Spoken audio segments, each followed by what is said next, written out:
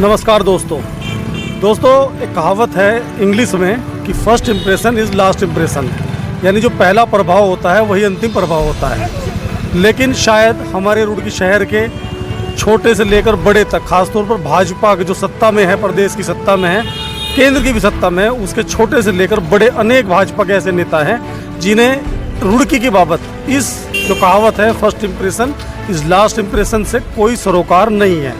मैं आपका संदीप तोमर रुड़की अब के लिए यहाँ मौजूद हूँ रेलवे रोड पर। ये जो नितिन जी मेरे साथी हैं, एक बार पहले दिखा दें इस रेलवे रोड पर गड्ढों की जो हालत है, रेलवे स्टेशन से मालवीय चौक तक भयंकर रूप इस रेलवे रोड का हो चुका है। और स्थिति यह है कि यहाँ कई दुर्घटनाएं हो चुकी हैं, लगभग आधा दर्जन मौत यहाँ इन गड्ढों के कारण हुई है। जिस जगह मैं खड़ा हूँ पहले तो यहीं का दिखा दें कि ये स्ट्रीट लाइट का तार वहाँ बिल्कुल एकदम टूटा हुआ पड़ा है और ऊपर किस तरह से स्ट्रीट लाइट के तारों को काम चलाया जा रहा है ये देखा जा सकता है। अक्सर ये स्ट्रीट लाइट बंद भी शायद इसी कारण होती है। खैर, आज स्ट्रीट लाइट की बात नहीं, आज इस सड़क की बात करते हैं। दोस्तों, इस सड़क पर जो है निर्माण कार्य, जो सड़क बनी थी 2012 में बनी थी, उसके बाद से आज तक इस पर निर्माण कार्य नहीं हुआ।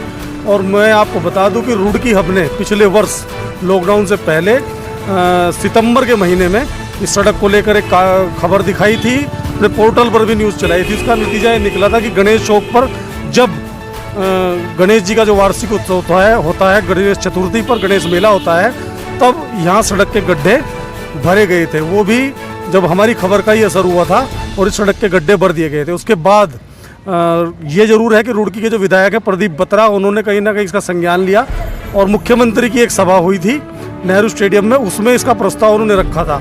तब मुख्यमंत्री घोषणा में यह सड़क जो निर्माण है इसका वह स्वीकृत हुआ था। इसका 60 लाख रुपया, जैसा विधायक प्रदीप बत्रा जी ने मुझे बताया है, PWD रुड़की में आया हुआ है, लेकिन वहाँ टेंडर नहीं हो पा रहे हैं। तो आप समझ लीजिए कि ये पैसा वापस होने के, लैप्स होने के पूरे आसार हैं। चलिए खैर, अब बात करते हैं कि इस सड़क के लिए शर्मिंदा किसे होना चाहिए। सबसे पहले आप आ जाइए, जो इस क्षेत्र के दो पार्षद हैं, महिला पार्षद, इस तरफ की पार्षद और इधर दोनों तरफ दिखा देने तीन जी पहले इधर दिखाई, इस तरफ शहर, इस ये जो सड़क है इसके दो हिस्से हैं। उसका एक हिस्सा ये है, इस हिस्से की पार्षद एक महिला अलग है, भाजपा की हैं, और इस हिस्से की जो पार्षद बनी वो बाद में भाजपा में शामिल हुई। दोनों पार्षद पति जो है वो भाजपा के नेता हैं। इधर के जो है कुलदीप तोमर, इधर के हरीश शर्मा। सामने दिखाई दे कि हरीश शर्मा जी वहाँ खड़े भी हैं, वो उनका प्रतिष्ठान भी इसी रोड पर पड़ता है। तो हरीश शर्मा जी, कुलदीप तोमर जी का जो प्रतिष्ठान है वो गन्ना सोसाइटी के पास इसी रोड पर है। इन दोनों को कोई शर्म नहीं आती कि ये सड़क उनके वार्डों में है। उन्होंने आज तक इस सड़क का मामला क्यों नहीं उठाया। अब मामला यह है कि 60 लाख रुपए स्वीकृत हैं और इस 60 लाख रुपए के टेंडर सड़क निर्माण के लिए नहीं हो रहे हैं। तो उन्होंने अब तक ये पैसा लैप्स होने के आसार हैं, अब तक उनके संज्ञान में क्यों नहीं आया, क्या स्थिति है, लेकिन शर्म इन्हें आती नहीं। अब आते हैं दूसरे जो कौन लोग हैं जिन्हें शर्म महसूस नहीं होती। इसी गली में रहते हैं अमित प्रजापति, हाल ही में वो पार्षद नामित हुए हैं। सामने गली फिर दिखा दें, भाजपा के नेता अमित प्रजापति।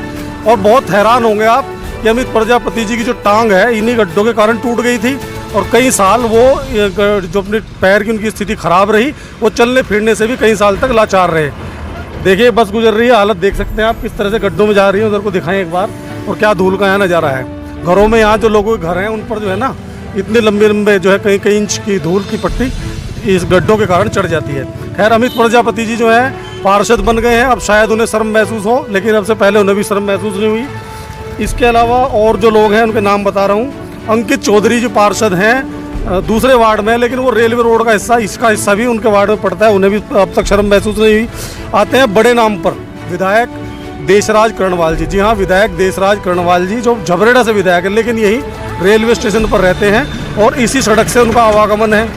उन पर एक तरफ आरोप है कि उन्होंने जो उनके घर का जो रास्ता था वो सीधा मेन रोड पर खोलने के लिए रेलवे की ज़मीन पर अतिक्रमण कर लिया और उस वहाँ पर जो है अपना रास्ता उधर से करके कब्जा करके, एक तरह से आरोप है, कब्जा करके वो रास्ता खोल लिया और बना लिया।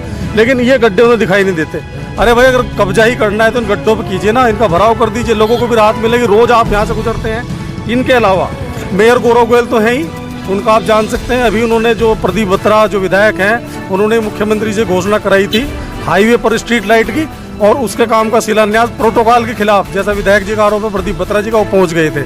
लेकिन ऐसा ही प्रदीप बत्रा जी, आपसे भी सवाल, क्या आपने ठीक है काम मंजूर कराया, लेकिन काम के टेंडर नहीं हो रहे, तो आपके लिए भी शर्म का विषय है। अब मयंक गुप्ता जी प्रदेश प्रवक्ता भाजपा के हैं, रुड़की में निवास करते हैं, उनके लिए भी शर्म का विषय है कि यह सड़क उनके शहर में रेलवे स्टेशन से आती है, और रेलवे जो स्टेशन है वहाँ से रेलगाड़ी के जरिए कितने लोग शहर में प्रवेश करते हैं, शहर इस रोड से आते जाते हैं। तो ये सबके लिए ही शर्म का विषय है। मैं बहुत साफ ईमानदारी से बता रहा हूँ।